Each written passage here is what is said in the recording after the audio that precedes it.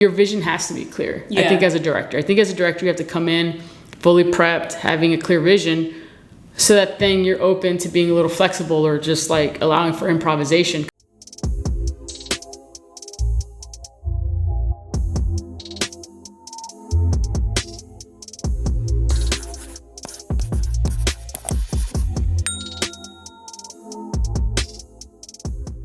Hey guys, welcome back to the channel and to another video. If you are new here, thanks for stopping by. My name is Mia, and if you're a returning subscriber, what's good, y'all? I am bringing you episode 3 of my The Right Way series, where I ask different people in the industry how they got their start in their journey, and I prove to you guys that there is no right way to get into this industry.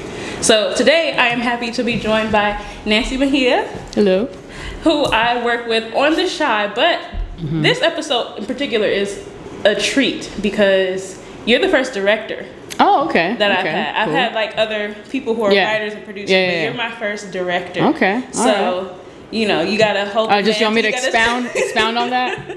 You're gonna have to hold the mantle, but this format is gonna be the same as the first 2 episodes you guys have already seen. You already know the very first question that we start with is, you know, tell us about yourself. How did you get here? You know, what was your journey like? Cool. All right. Thank you for that introduction, Mia. Yes. Yeah. Oh, so, wait. Whoa, Sorry. Before I forget. Go ahead. Let's run down the credits, shall we? Oh, okay. So you worked on The Chi with me, where you were the producing director for season 5. Yes. And then, but you also worked on season 4. Correct. So as a director, she worked on The Chi with me, which is where we met. But as a writer, you worked on The L Word and you worked on VIDA, which was on Stars. On Stars. Yeah, VIDA was on Stars and L Word was on Showtime as well. Okay, cool. So those are the credits, y'all. Cool. So, all right, take it away. All right, well, that's it pretty much. No, well, thank you for having me. Yeah, I mean, pretty much was born and raised in Los Angeles. Was always like a creative kid, that sort of thing. I'm sure like a lot of people. But yeah, like I never was like formally trained in this. So I did not go to film school. I did apply to film school because, you know, that's what you're told. It's like, okay, you have to make sure you kind of get those credentials in order. But, you know, I applied to every film school in Southern California. I applied to USC, to UCLA, Cal Arts, other programs, and I did not get into a single one. So that was discouraging, but honestly, like I didn't take that personally. I just felt like, okay, it's just like another obstacle. So I started doing PA work. Okay. So I think my first professional PA gig was this terrible B horror movie that went straight to DVD called like, I don't even know what they ended up calling it, but like Tom Sizemore was an actor in it. So it was like a decent little indie budget, but it was just like a terrible experience. Like I didn't like it. And it was not that anyone was kind of like mean or anything, but it's just, you know, like when you know you're capable of more and like, you know, you have to pay your dues, but at the same time, you're just like, why am I investing my time and energy here? And so I did that a couple of times with other projects, moved to bigger projects. I was also a PA, an office PA on National Treasure 2 for Disney. And so, yeah, you know that? So, yeah, I love stuff. Oh, yeah.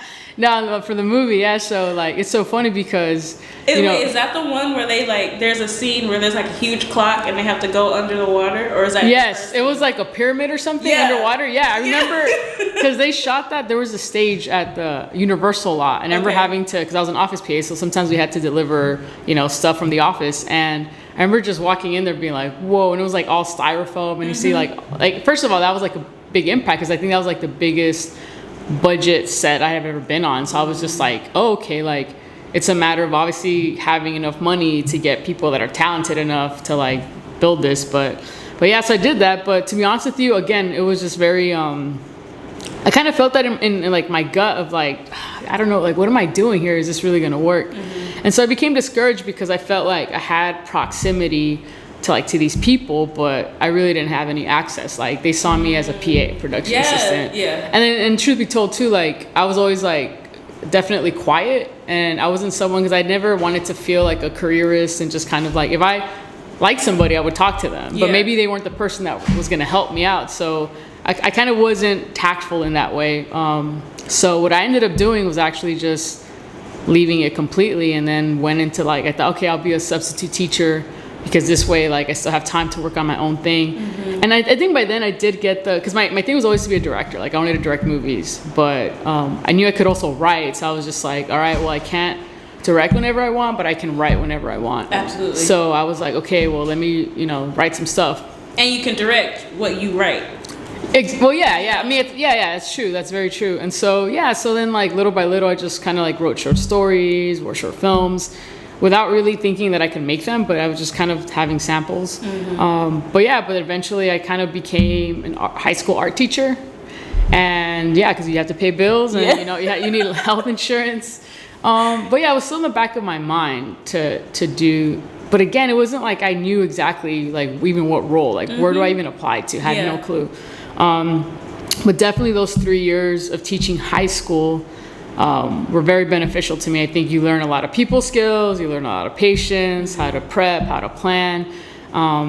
And I think it was like year 3 is also when I was about to turn 30. And I was just like, what am I doing with my life? Like, this is a noble vocation. Like, I enjoy the students, but I was just like, this is not what is making me happy. This is not it. This is not it. And so, at the time, we're married now, but like, we were living together already, but my wife was just kind of like, okay, Nancy, like, she saw that something was going on with me, you know what I mean? And she was just like, what's going on? And I kind of just like broke down. I was just like, I don't know what I'm doing with my life. I'm not happy. And, I don't know, do I just sell out and do whatever? And she just kind of looked at me and was just kind of like, look, she was like, you're the type of person that if you have a plan B, if you have a safety net, you're not going to go for it. Yeah. So she gave me that she kept it real. And she just kind of had that conversation of like, how badly do I really want this?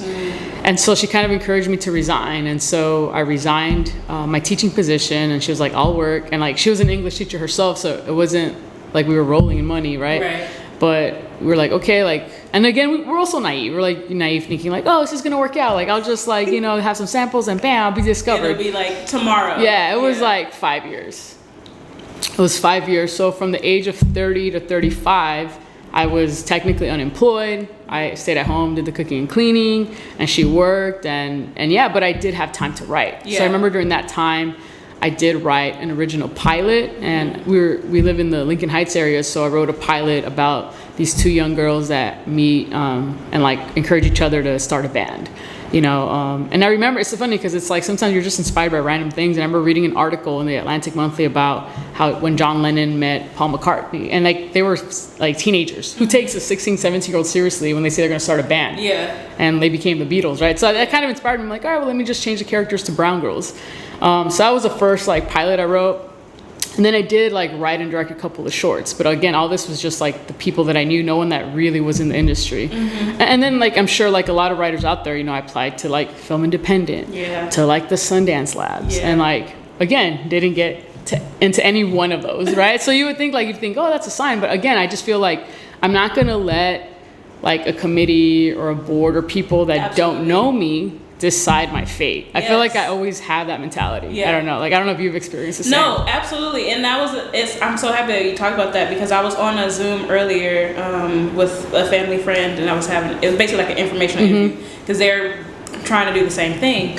And you literally just said one of the things that I told her. I was like, listen, I'm the kind of person where it's like, there is no plan B. You have to work the plan A. And then I was like, you can always pivot later, but you can't have that like safety net, you know, sort of thing, because you have to give it your all. Yeah, because I think what it is just that commitment to it. And again, not to say that it's going to be a smooth pathway, but it's almost like you need to be fully committed so that when those moments of doubt enter, like, you can have those feelings.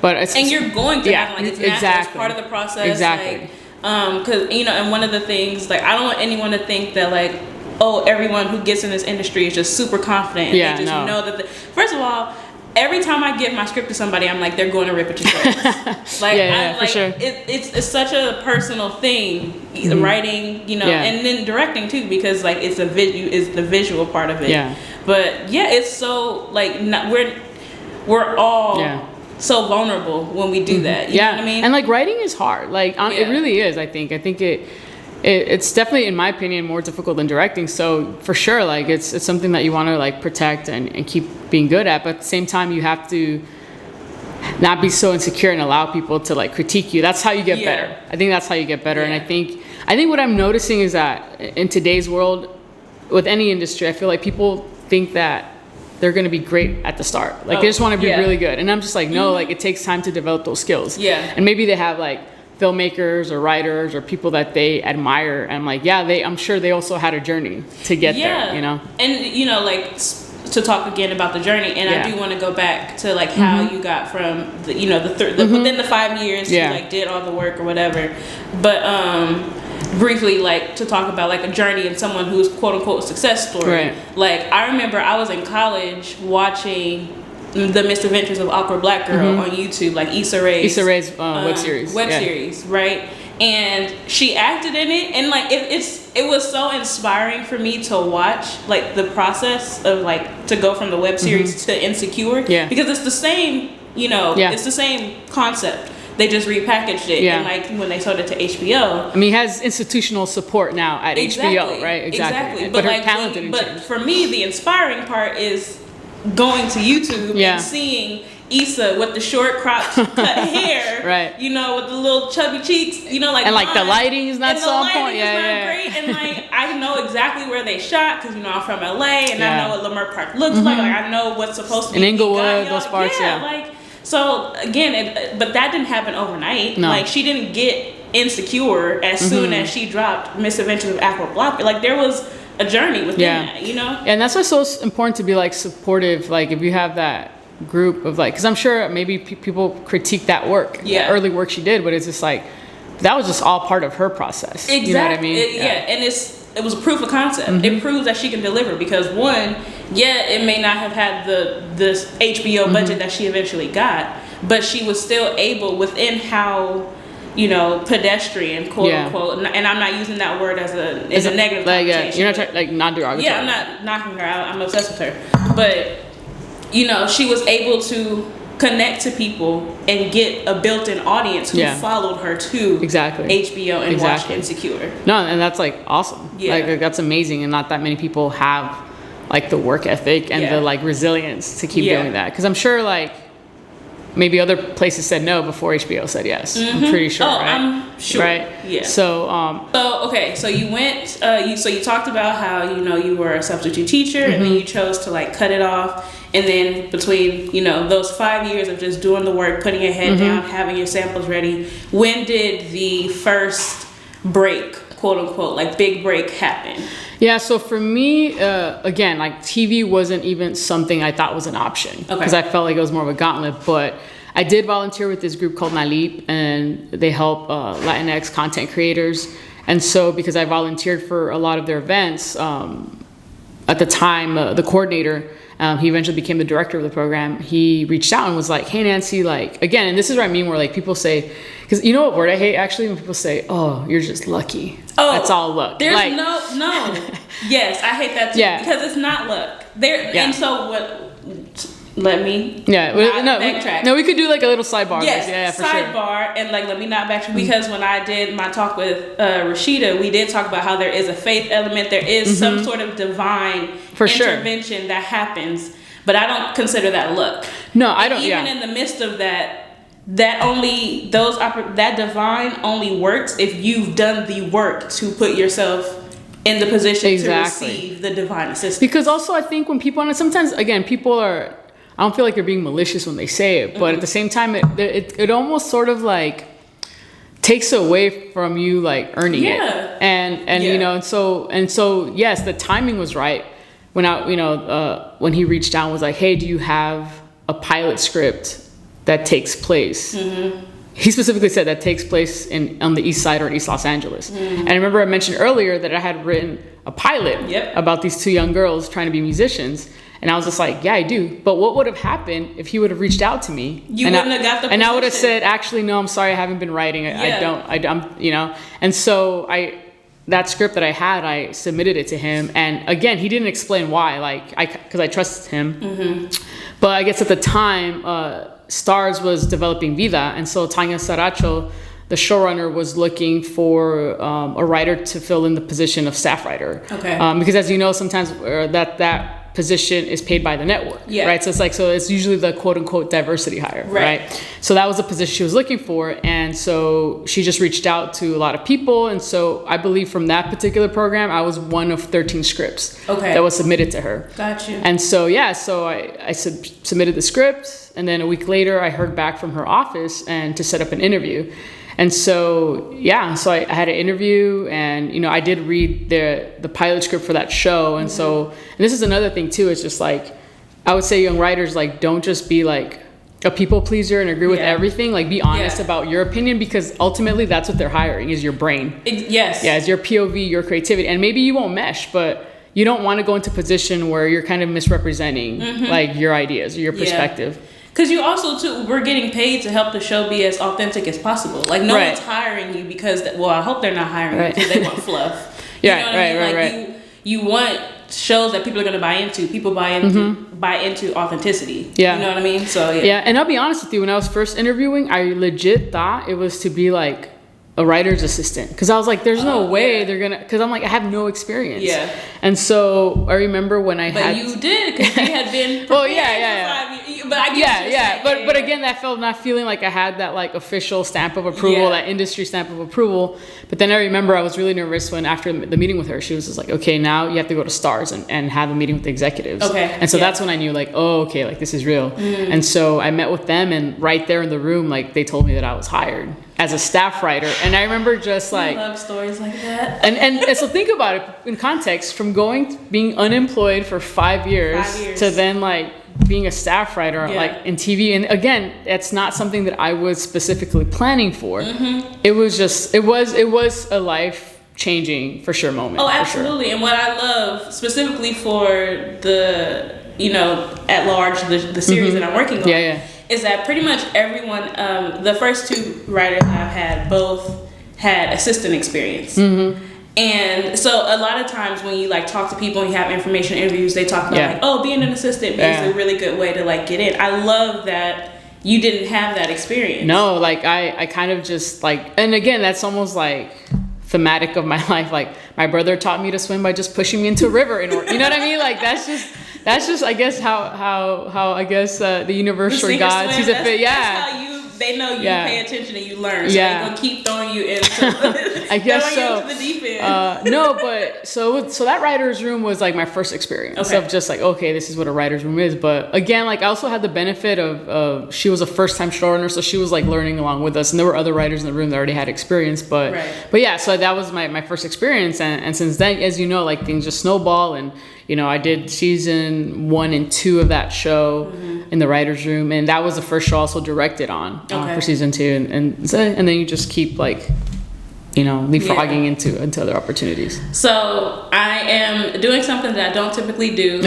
Usually I pull questions for the series, specifically from something that somebody has said. But we have had conversations before. Yes. And I would love for you, specifically for people who want to write a short, direct a short, when we had our dinner and you talked about how you came up with the idea for Mateo. Oh, okay. You're sure. So I would love if you to talk about, like, you know, how you came up with the idea and the process of shooting, because I think a lot of people, including myself, before that conversation, I thought that even if you're shooting like a short film, you need this, you know, couple $1,000 budget, but like in my mind, I'm saying couple thousand, and I'm thinking like 15, 20, and you're like, no, you only need X amount. You know what I mean? So it's like, yeah.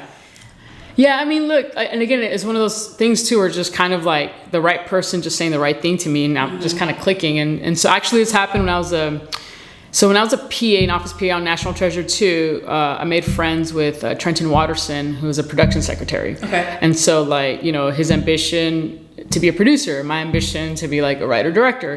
And so he knew that I wrote some stuff, and, you know, we would kind of like email back and forth, and I'd send him some material. So, but that wasn't even the real start of it. The start was actually my wife, shout out to Lucky. Yeah, she's awesome. was teaching English, and then they randomly told her, oh, next semester you have to teach a drama class. And she like freaked out because she was just like, drama? Like I didn't go to theater school. I don't know what to teach them, but she's all about like literature. So she was just like, okay, well, like, you know, Shakespeare, like the typical stuff. But then because she taught in an area was like predominantly brown kids, and especially like working class brown kids, she was just like, they're not really relating to this material. And they had to do like a summative task or something. And so she was like, hey, and you know her, you met her, so you know how she is. She goes, you're a writer, write something for me. Yeah. And I was just like, what, you know? And I wasn't employed, so it wasn't like I had an excuse. I was just like, oh, okay. Person that is providing for me food and shelter and that I love, sure. So she was just like, yeah, just write some monologues for the students. Yeah. So then I was just like, okay, all right. And so then I wrote, I think like 7 to 10 monologues I wrote that would be appropriate for like her students, the age range and everything. But then remember so all the monologues were kind of just like made up. Some were like issues, especially like, I kind of made them thematically about like, one was about like being undocumented. One was about like, you know, when a grandparent passes away. So like different things like that, or like, you know, teenage pregnancy, you know, those sort of like typical tropes. But one of the stories was something that was inspired by an actual experience I had with a student when I was a teacher. And it was a student who like they hung out in my class during lunch, and so like we kind of like got to know each other. And then I remember like seeing him, and throughout the school year he just got like, he like was filling out, like he was getting buff, like his shoulders were getting broader, and I was just like, oh, what's going on with this kid, you know? And so I was like, because he also was he was kind of like an artistic kid. He did like a lot of graffiti. He had like a little book with graffiti in it. So I was just like, he's not like a jock necessarily, an athlete. So I was like, he's not training for a sport or anything. Nothing like that. And so I remember just one day just offhandedly asking him like, hey, I was like, hey, are you like training for something? Like what's going on? And what impacted me was how he said it. Like he didn't say it trying to like shock me or like impress me or anything. And it was like his friends were there. He just looked at him. He's like, oh, nah, miss. He's like, I'm just training to fight my dad one day because he, you know, he's beat my mom my whole life. And I figured when I'm big enough, I'm going to stop him and fight him back. And I just remember being like, oh, okay. Like, and it's wild, right? Because like other students are thinking about graduation and like prom or like getting a car. And like this kid, his like self-imposed rite of passage is physically getting into a fight with his father. Yeah. And it was just really, and we got to know each other a little more. And so, but then it was like years later after I left teaching, his story obviously still stayed with me. And so I wrote a monologue loosely based on his experience about a kid, you know, training to, you know, protect his mom. And so when my friend Trenton read it, he was just like, oh, this should be a short film. And I was just like, what? You know, I really didn't give it that much importance or significance. And so he was just like, yeah, it should be. And I was like, all right. And at the time, like, you know, you just do like like the fundraisers or whatever online. And but the thing is, like, all my Seed and Spark and like exactly, yeah, for sure. And so I was just kind of, all right, I'll fundraise. And but the thing is, everyone I know is just like, most of them were teachers, so it wasn't like they have like all this like much money, but. You know, I did a fundraiser, and I think it took me a month to raise $5,000. And I was just like, all right, it's going to be $5,000. And so with $5,000 in 2 days, we shot the short. And, you know, it was a hustle. I mean, I did get a lot of help because, you know, people giving their time. And I remember myself, like, you know, the night before I drove to Smart and Final to get all of Crafty and like, you know, set everything up. And like, we shot in like my brother's apartment. I got permission from the laundromat that was around our house that we had used previously to shoot there, like, and like really cheap. And like also like there's a scene, there's like a boxing gym, and that's at the time with the gym I was going to. So again, it's like using the resources at your disposal. You know what I mean? And it might not be perfect, but like if they're like, yeah, you can have the gym for the whole night for $200. Hey, that's a great that's a great location. And what I love about, like, when you first told me this at dinner, I was just like, oh, please send this to me. Like, I want to see it. And I'm like, it took me like a couple of days to watch it just because like but when I actually sat down and because I wanted to be invested, like, because I knew the background, I was like, okay, I want to be able to like focus on it. And when I watched it, I got so emotional. I didn't cry, but I got misty because I was just like, the way, one, the writing was very economical. You didn't like, you said just enough language, like dialogue wise. It was really all visual. And I just felt, but then like the night to day scenes and like the conversation with the teacher, stirred up a whole bunch of feelings in me, and I was just like, wow, like I never, like this was just such a unique way of showing this, because we've seen cases of domestic violence and like how it affects children who are victims of it as well, depicted on TV, and I feel like it's pretty one note, you know what I mean? But like, just to see him like physically training like in the gym, like you would think he's about to like go for like a you know, like a underground you know, like some kind of fight club, like, you know, like it looks like a, you know, a sequence from Creed or something. And then to see that like, no, he's preparing to like for, you know, like, I mean, to say a quote from the line, like the fight of his life, I think is something that you said in there. I was just like, oh, this is great. So that was an honestly beautiful experience. Like, and I looked out by getting this amazing DP who's like done like amazing features. His name is Pedro Luque, who's from Uruguay, and like, I was just like, how did I get this guy like to work on this? But again, it was through all the conversations and connections and going to a lot of coffee shops and telling people your vision. And that's the thing, like I noticed, like people ultimately are altruistic in this business. Sure, there's some people that may be like, me. Yes, but I think like if you meet the right people, if you yourself, sometimes you have to be in a position to serve them, sometimes they're in a position to serve you, and I feel like that's what it's about. And it's about like passion and just like, and again, it's like, it's not a typical job, so you might as well have fun with it and like, you know, grow from it. What I say all the time, we're not curing cancer, right? You know, right. So if you're not having fun, something is wrong. And it's all valid. Like it's so funny because there's so many conversations about like, you know, mindless entertainment versus like stuff that's deep, or you know, and it's like, to me it's like it's all valid. Like we need it all for all humanity. You know what I mean? So it's funny because there's a movie that my aunt is mad at me because it came out in theaters, but I'm very slow to watch TV shows and movies. So my friends are unless always they're like rom-coms, right? Unless they're rom-coms, then I literally watch them the moment they drop. Honestly, that's the only thing I judge you for. I know it is. But I'm doing better. No. We're on strike. Hey, do you? You watch whatever you want. We're on strike. You know, I've had a lot of time on my hands. But I say that to say there's a movie that is currently out that's like sort of heavier, you know, in in its content, and I just wasn't in a space. I'm still not in a space to really watch it. Like I don't want to be in that state of mind right now. And so I'm really to the point of the rom-coms. I'm in a very like light, fluffy. You're like escapist. I'm escaping, like all of that, you know. And to your point, like there is space for all of, like we need all of it, because you know, just as our emotions are fickle, you need stuff to feed different parts of your soul. And it's funny because I'm like the opposite. Because I think I'm a pretty like, you know, chill person, not dark. Chill. But like for some reason, when I work on my own original stuff, it all goes dark. You know what I mean? I don't know what that is, but yeah. So I'm trying to figure that one out. But yeah. Yeah. Okay. So we talked about like your journey, and we talked about also you went to UCLA, right? For undergrad. I just want to say that because I will take every opportunity to say go Bruins. Go Bruins. So we talked about your journey.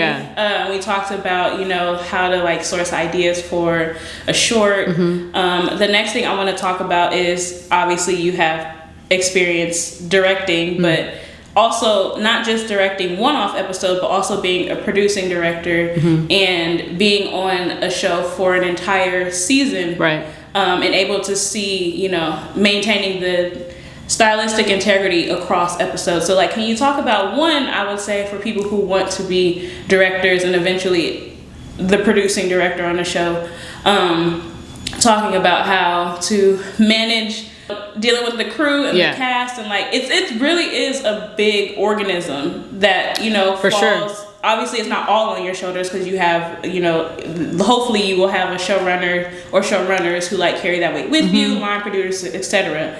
But for the people who don't work in this industry, don't know what that looks like, what would you say to them is the job of like a producing director and like managing all those people? Okay, so just to rewind a little bit before answering your question about what a producing director does. So when I was offered that position from The Chi to be the producing director for season 5, first of all, I was just like, again, it was another mind-blowing moment because I only had directed 3 episodes of television before that. Yeah. 2 episodes were on the show for season 4, and they were like very positive experiences. So being able to go back was amazing. Like Chicago, who knew I would have loved Chicago? Chicago's an awesome city. Shout out to Chicago. Shout out to the Chi. To the Chi. But yeah, I mean, again, like any other thing, okay, I'm gonna do my prep. Yeah. I'm gonna do whatever I need to do to make sure. So that means like I'm being on top of reading the scripts, making sure I get to know everyone that's like, where there's like the line producer, the UPM, like the PAs. And like, I feel like you have to be like a person. Yeah. And I think for me, what works, like my leadership style isn't going in and being like, oh, I'm in charge, I'm the authority. Because what you don't want, and this applies to any industry, is just like people only listen to you because of your title versus wanting to follow you. Because they believe in exactly. you. Yeah. And so I think, and how you do that is like you're honest with what you don't know. Yeah. And you also don't cower to confrontation, because when you're in a leadership position, like there's gonna be moments of conflict. There's gonna be moments with, you know, maybe having to make a decision, and because sometimes you have to be discreet and like people may not understand, but I think as long as you can be as transparent as possible and always be respectful, like I think people will give you the benefit of the doubt. Yeah. So as far as like for being out there for a whole season, like it was a huge adjustment. You know, it was an adjustment of living in a new city. You know, the climate. The climate. You're LA girl, you from the Cali. Climate, like Chicago gets cold, y'all, and because. I always talk about like we originally, when I first started working on the Chi, season 3, we originally did not shoot during the winter. Oh, okay. Because of how our schedule worked. I'm glad y'all changed that when I joined the show. Don't blame us, blame COVID. Oh, okay. Yeah, so originally we can blame everything on COVID. We can blame everything is blamed on COVID, but like we originally shot like it was like spring into summer. You know what I mean? But because of COVID, like the schedule got pushed and everything when the writers' room starts. So that the weather is an adjustment. Yeah, for sure. So I think to me, again, it's just like creating like a positive, healthy working relationship with the crew, the cast, and everyone, and it's just not getting in the way. And I felt like that's what, like, I kind of saw myself, right, Nancy, like, you're a facilitator here. Like, what can you do or not do to, like, not get in the way, make sure things are running, like, getting ahead of things. So, like, anticipating certain needs. And, you know, and sometimes there were, like, issues or conflicts. But, again, it's just kind of like, do you want to be, like, punitive and scold people? Or do you want to make sure that, you know, job gets done? Right. You know, because those are two very different things. Yeah. You know what I mean?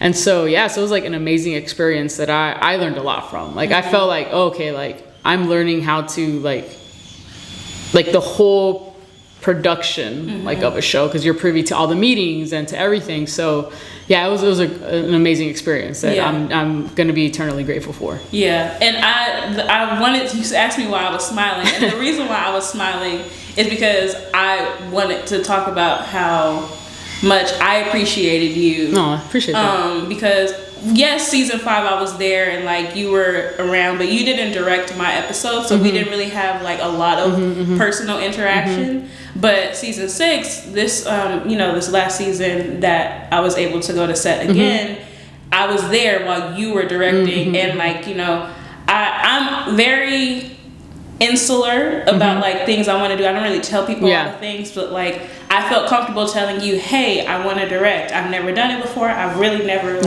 been on a set. Like, do you mind answering a few questions? And you were so gracious and was like, oh yeah, like for sure. Like just sit next to me if you have any questions. Like let me know.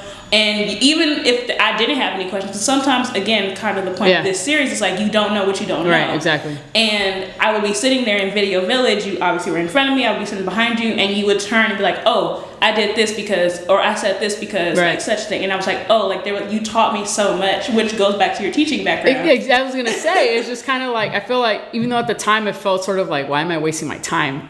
I kid you not, like when executives are like, oh, like, you know, is this going to be hard for you? I'm like, I had to deal with like 25 to 30 teenagers at a time. Trust me, this is not difficult. You know, and so it gave me that. Their frontal lobes are still developing. Their emotions are over the place. Like if you can handle teenagers, you can handle. And you're getting shitty pay as a teacher versus, I was like, no, I was like, I'm fine. I was like, teachers deserve to get way more money. So anyways, So I wanted to publicly thank you. Appreciate you. You're like publicly for the how many people end up watching this video. But I just learned so much from you, even just watching you interact with cast on set. Like, y'all, this woman, when we I was like, oh, what she gonna say right now? Season 5, you guys had a Nerf gun war on with the crew. Yeah, and it was intense. My AD probably didn't appreciate that. She, but it's like, you're there for a lot of hours, and during COVID, everyone has a mask on, and so the crew actually, I didn't start it, but I was a funder. I did fund it.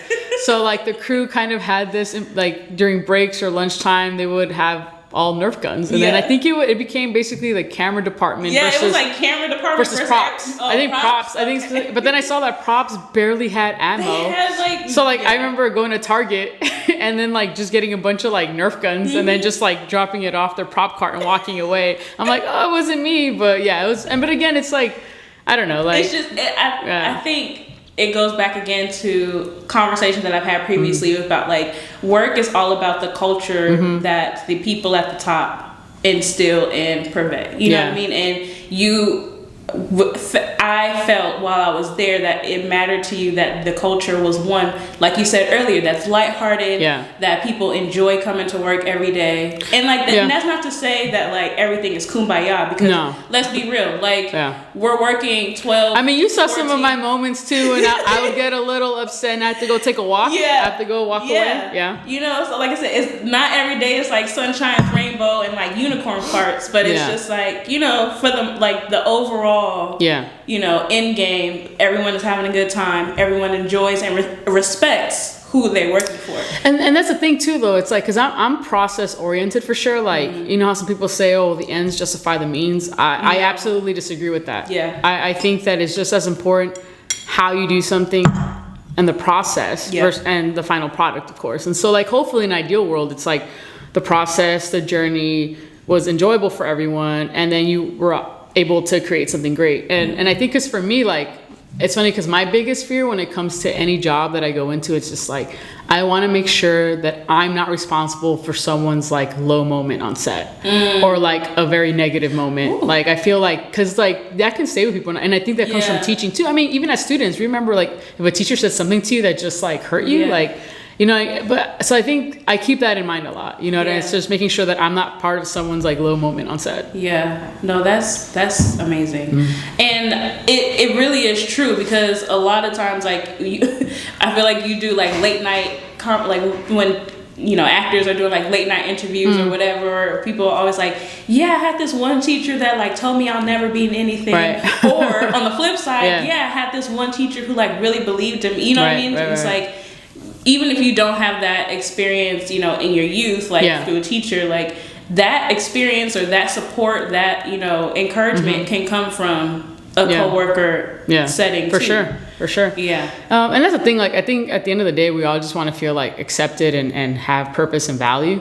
And the thing is too, like every set is different. So even though you think, okay, I worked on The Chi, I nailed this, you go on to the next thing, you're like, oh, this is totally different. So that's kind of what I love about this job too, where it's just you can never become complacent. You always have to keep learning. I love that. Okay, so moving forward. So my next thing that I want to talk about, it still kind of is coinciding with the more of the creative discussion around it. So as a director, you are tasked with taking someone's, written vision and like portraying that on a screen. That can work, great when you and the writer are on board with how everything is supposed to go. But I'm sure there are also plenty of instances where you and the writer are like not necessarily at odds. In some cases, maybe at odds. But what advice would you give to people who are maybe already directors who are having trouble, bridging the gap between what they want, whether it's TV, because TV directing is a little bit different from feature, I would say. So maybe talk about that a little bit. I mean, everything is context, right? So I think in the TV world, I'm not going to lie to you, it's a writer's medium, and like the writers, the showrunners call the shots, but not to say, but again, it's collaborative, so like there, during your tone meeting or the meetings you have, you as a director, if you have an idea and you can back up why you have that idea, like 9 times out of 10, the showrunner or the writer will be like, oh yeah, that's great, I didn't even think about that. Again, it's all about having conversation. I think it should never feel like authoritarian. We're like, no, you have to do this. But as far as, I mean, let's say if you're doing a short, I mean, you know, it's like, that's why I work with, especially if you're doing a short that you didn't write. Yeah. I think it can be a little probably more complex in this sense, because it's all a labor of love versus like something like in TV where like the titles and what your responsibility is clearly delineated. Yeah. So I think that's easier, honestly, in a weird way. Which is why actually I kind of want to get out of TV directing for a while and really try my heart at features, because I want to know what that feels like as a director.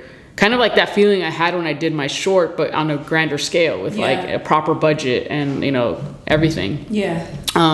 But I think like with any conflict, I feel like you have to be open. You have to be willing to listen to, you know what I mean? And because if you don't trust the people that you're working with, you probably shouldn't have said yes in the first place, exactly. You know, to that collaboration. Yeah. So I think it's all about like trusting the people that you are collaborating with, and listening to them, but then also not being a pushover, because that's another thing. It's like you can have a lot of self-doubt and be like, oh, what do you think of this? And when you have too many cooks in the kitchen or people, your vision has to be clear. I think as a director, you have to come in fully prepped, having a clear vision, so that then you're open to being a little flexible or just like allowing for improvisation. Because it's not just like with the writers too. It's like, I mean, you see it too on set. Like actors have ideas. They have their own notions, and you don't want to be like dismissive, you know, and kind of have them shut down. So I think a lot of it, again, it's just like being secure enough in your ideas, but then also knowing that other people might have an idea that will improve it or just like make you see something in a different light. Yeah. And I think also too, knowing that someone having an idea that's different than yours is not an attack on your vision as well. Right. You know what I mean? Like, just because y'all have different ideas of how it's supposed to be depicted. Like, if I say the sky is supposed to be purple and you're like, no, obviously the sky is blue. Like that, just because we want something creatively different doesn't mean that one idea is better than the other. It's just like which note is going to serve the story best. Right. But one thing I learned from you, again, while we were on set, that I definitely am gonna like take forward is obviously you already know that like when you have conflict, and it wasn't even really conflict that we had, it was just difference of opinions, which can happen a lot because as writers, you're in the writer's room, you know what the story is gonna be told. Like a director, you come in for one, maybe a couple episodes, and then you're like bouncing. But like when you're in the writer's room, you know the entire story that we're telling over the entire season. And because of how, you know, the delineation of information is, I may know something that's happening 4 episodes from now that I can't talk about in this episode yet, because hypothetically, like let's say like a cast member is going to be written out the show. If there haven't been conversations telling them that, I can't talk about it on set yet until that conversation has been had. Like it's just all a minefield. So when we specifically like talking, we were having you know, a creative difference, and it was really about actor performance. And it was like a tonal thing. It was a small tonal thing where it's just like, because everybody knows, like even when you read a text, like tone matters, you know, and so like the context can change between one tone or another. So, you know, in the writer's room, we intended one thing, how the actor was maybe portraying it, the tone that they were doing was another, and well, I don't remember exactly the full circumstances, but it's like in any case, there was a difference between like you saying like, oh, I think it's okay, or me saying like, oh, I think we need to change something or whatever. And long story short, what I appreciated the most out of that interaction is you said, I disagree with you, but we're going to try it anyway. And you said it, and it wasn't like, you know, because some people would be like, oh, well, like, you're like, okay. You know, and it's like, you said it with such grace and with such care, and like, I knew you meant it. And it was just like, this is how you have healthy, again, it wasn't really, we weren't arguing, like, we're grown women, we're not about to argue on the set. But it was healthy dialogue about something. Because at the end of the day, like you said, we both want this to be the best that it can. You know, and I do remember that moment actually. But I think to me, like maybe some people think it's rude, but I want to tell you to your face, like respectfully be like, no, like this is why I'm thinking this. And that's another thing that unfortunately on set, you don't have time to have these conversations. It's not like really I can be like, all right, Mia, convince me why, or like Mia, let me convince you. Like we literally do not have time. Like minutes are literally counted. So it's one of those things where also like, we can do a take the way you want it, because it's like, why not? That's what different takes. It's so, like it's not. And also the way you received it was just like not personal. We're just like, hey, cool, and then on to the next. I was like, all right, like and I think literally my question was just, can we get the option because. Because you directed the episode, I did not write. So that's another thing too, because I did not write the episode. I was just covering. I'm also trying to maintain the integrity of what that writer intended. You know what I mean? So I'm like, hey, I think they meant this. Can we get a take that's doing this? We had a small conversation. And I think that because you always were like, okay, like let's get the take and move on. So I think it only would have been a conversation if we were pressed for time. So maybe we were like pressed for time, and we were like, okay, can we just get this one take and move on? So, well, I think it's another thing. Like your ego should not be like involved. Like I mean, it's like as much as you can take ego out of it. Like I think. Some ego, like confidence is good, but not in a way that it becomes like detrimental to the process of working with other people. Because then it's like, if you just want it to be your vision, your idea, then just become a painter. Buy your own canvas, your own brushes, your own paint, and just paint whatever the fuck you want. But if you want to work with other people in this industry, like you have to be personable and like be willing to listen. Absolutely. Okay, so last thing before we wrap up, the last question I want to talk about is when you are... How do I say this? So, obviously, when the final product is done and everyone comes out, like, how do you typically tend to like what you do, or is it? Are you one of those people who are like, if you were an actor, you like, I don't watch my own, so I can't watch it? I do. So funny. So like. It takes me a while to watch it. Like I'm not someone, but also like because you were part of like the edit process and like and all that, and then you tend to know like what the changes, because that's another thing that that people may not know is that as a director you do not have say on final cut of a TV episode. Like you do your director's cut, and like the studio doesn't even get to see that. It's like all through the showrunners, and then it gets filtered to the network. So when it airs, sometimes you're like, oh. That happened, or like there's like dramatic changes or just like scene orders, and that happens pretty frequently. It's common. Director friend, and there was something that was like added into her episode. She's like, they did that, I was gone. That was like a post thing. So it's almost it's a weird. It's like the analogy I heard someone say. I'm like, oh, it's true when it comes to TV directing. It's like you're here babysitting and like the baby, and like they know what the baby eats when it's nap time, all that. Your job is to give the baby back in the same condition that you received the baby. And so that's kind of what TV directing is. And there are moments where you can kind of be like, actually, well, let's try this. And they can say, but again, so when I watch, it's actually hard for me because I feel like that part of me, I'm not gonna lie, that's a control freak. It's like, oh, they changed the music to that, or like, oh, we could have cut that scene, but that's just like my opinion. That's just my honest opinion. But again, it's not my show, so it's like you just respect the process. I feel like the tagline for this, because that should be, it's not my show. It's not my, well. In every episode of this, every person I've had, and they have not talked to each other, everyone says the same thing. It's not your show. Like, so what happens? So that means you have to get someone here that it's their show, and then they can like really, they'll give you a different perspective. They'll be like, it's not your show, you know? Like you're gonna do what I tell you to do. No, but again, and most of the time, it's not that like ruling with an iron fist. Yeah, I mean, honestly, like, and even like, it's been rare that I've had a very negative experience with someone like whether another writer or director or whatever. And then when that happens, you know what I do? I just take a mental note and be like, I'm never going to work with that person again. You know what I mean? That's about it. And I mean, that is a choice. Like you do get a level of choice. Like, And I always give this advice. It's not sexy. Save your money. Oh, absolutely. Save your money. Oh, wait. That was one thing I did want to talk about, because obviously we are striking right now. Yes. This is the first episode that I have done in the midst of the strike, because the first two were recorded prior to the strike. So this is the first one. So how has that been for you? Like, so for those of you guys who don't know, in the entertainment industry right now, the Writers Guild of America, which represents, TV writers, feature writers at large, like late night TV writers. Pretty much if you're a writer and you're in the union, this is our union. We're currently on strike against the AMPTP. I don't know what it stands for, but basically the like studios and the networks. We're on strike.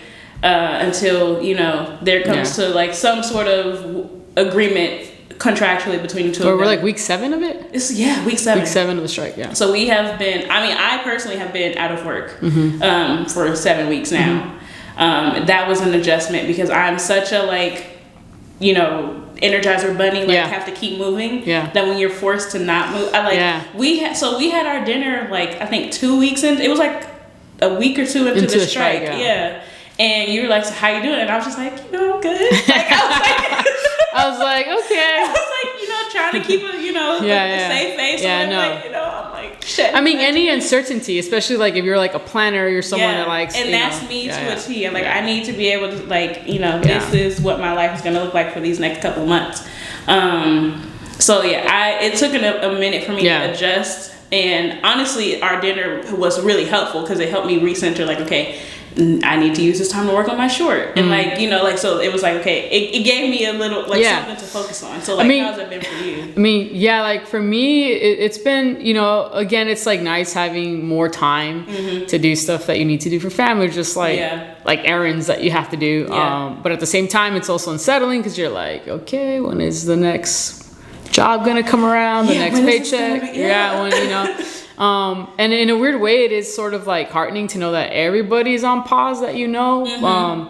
But I mean, I'm so grateful and thankful that like we saved our coins because I think that's been really, really helpful. And again, it's just like, obviously it's not like we go on strike every year. But you just never know, like, again, it's like what life events may or may not happen. And just, like, I always tell people and to me, it's like my whole mentality of like saving a lot of my money is not about, it's more about being able to say no to work, actually. I think which is going to be more common because you don't want to have to say yes to a job that you don't like the content, you don't necessarily respect the people that are making it, but because you need a job, you say yes. And I feel like then it becomes like any other job, you know? So having the freedom to say no, it's very powerful. And in a weird way, right? It's just like, it's like when you go on a blind date and you know how like, if you could sense the, like, people being desperate, isn't it like a turnoff? And it's sad because maybe the person's just nervous and excited, but like same thing with jobs. For some reason I found that like when producers meet you and they can sense that you don't need the job, it's almost like they want, it's a weird psychological thing that I think is very like, unfair. Maybe to them it's like, they're like, oh, well, she must be in such high demand. No, not at all. It's more like, I'm You're just like, she's in such high demand. No, not at all. She can take it or leave it. I'm not in high demand at all whatsoever, but I also know like my time is valuable to me. And so if I'm going to give you my time, it better be worth it. You know? But that's pretty much it. No, but that desperation, it does make a difference for sure, because you just want to be able to present yourself in the best light possible. And if you're so like a lot of times when we're so hungry and so desperate for things, people can sense that. And then it's just like more of an aversion to that then. And now in retrospect, I guess I'm grateful that I didn't break in my 20s, because I think I definitely was in a different like mindset, a different mentality than I think now. Like now I'm 40 years old and it's just kind of like, no, like I know who I am, I know what I want, I know what I don't want. Who I want around me. So it's definitely helpful. Well, thank you so much. Thank you for having me. Appreciate like delicious water. This conversation. We talk a lot. So usually when I ask people, as we like wrap up, it's like, do they have socials? Do they want to share? I know, because a lot of people, some people have a public face like me, or like a lot of people don't. So like, how do you like navigate social media? What do you do? I mean, you know, my Insta's private. I don't have Twitter, so. So there you go. I don't know. This is it, y'all. You have to watch the video. I knew that. I literally only did it so that people wouldn't be like, wait, why is she not like linked? Because everybody else, I'm like, I guess I'm just a weirdo like that. No, like to me, honestly, what it is too is just kind of like, I already procrastinate as it is. I was like, I don't need any more distractions. And like, I'm like, no new people. I was like, I barely do a good job at like keeping in contact with but and then because I always figure like if it's like this is messed up probably, but I feel like, well, if it's like a serious work thing, they can contact me through my reps. So, but, no, that makes total yes. It will save a lot of things. I know. I feel like a jerk now. Because I'm not accessible. Mean, there is a thing, but don't feel like a jerk. Because if anybody is a jerk, I'm the own jerk on my own channel. Because I have done like even before I started this series, I did a Q&A of my own, just like talking about my journey and everything. And literally within that video, I mentioned how in this industry, unsolicited work is like a bad look. Like, don't send people your scripts. One, because they can steal your idea. One, I have integrity, so I'm not going to steal anyone's idea. But also, two, it's just, there's a way to go about it within this industry. And, I literally said, do not send people, i.e., including me, unsolicited scripts. Have you gotten any? I've gotten them. Oh, okay. But when I get them, I have an automatic, like, reply thingy. And, like, it sends an email to them. And I delete it. Oh, you're good. Yeah, like I don't even open it because I'm like, I want plausible deniability. Like I don't want to know. Because like 10 years from now, when you have your awesome rom-com out there that you wrote and directed, someone's gonna be like, "Hey, I submitted that idea." Yeah, it won't be me. So literally, I have a virtual assistant, and so like it's literally in the copy. Like if we get it, it's an automatic. We do not accept unsolicited materials, and we keep it pushing. It's immediately to protect you and protect me. Yeah. Cool. Well, there you guys have it. She doesn't have any socials, so I tried. But if you want to keep up with me, all my stuff will be tagged in the description box. A little bit of housekeeping. So like I said, this is episode 3 of the Right Way series. This is sort of the mid-season finale. Like I said, one season in my series is going to be 6 episodes. So this is going to cap off like the summer break, and then I'll be back in the fall with more people and more interviews. So as always, if you have any questions you want me to ask future guests, leave them in the comment section. But other than that, I'll see y'all in the next video. Thank you for having me. Bye.